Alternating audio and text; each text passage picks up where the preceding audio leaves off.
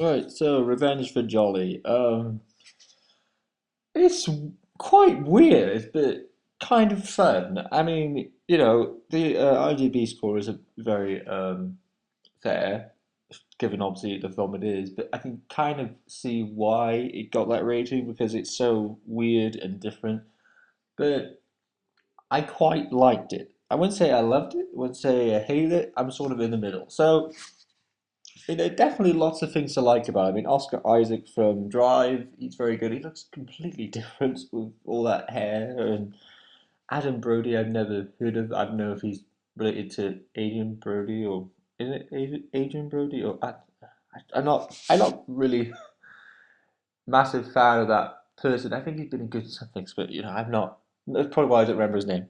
Anyway, so um, the movie's basically a revenge kind of movie, kind of tongue-in-cheek action comedy kind of thing, a mixture, and it works quite well. It doesn't work fantastically well, like something like Pineapple Express or something like that, but it works okay, and it's entertaining. But there's a bits in it which are just get a bit stupid and go on far too long.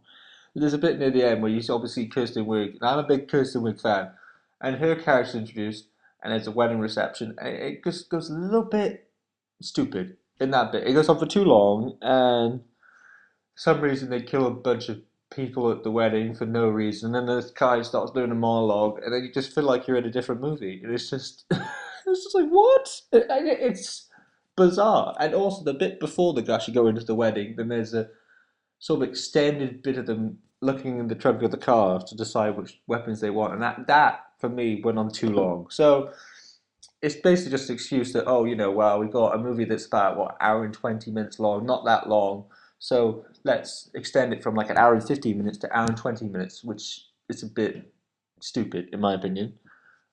Other than that, I think the movie's well directed, surprisingly, because given the bad reviews it's obviously got. I think there's stuff in there that works, and there's good performances, and there's something there. I mean, it's not great, but it quite entertains you without exciting you. But I'm not saying that's a problem, but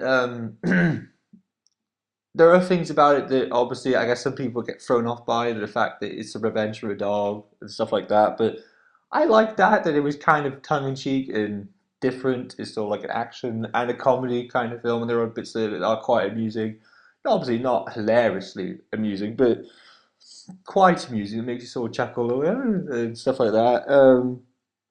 I think it's a different role for Oscar Isaac to play because obviously in Drive he played quite a serious role. So this is more of a comedic kind of role that he plays.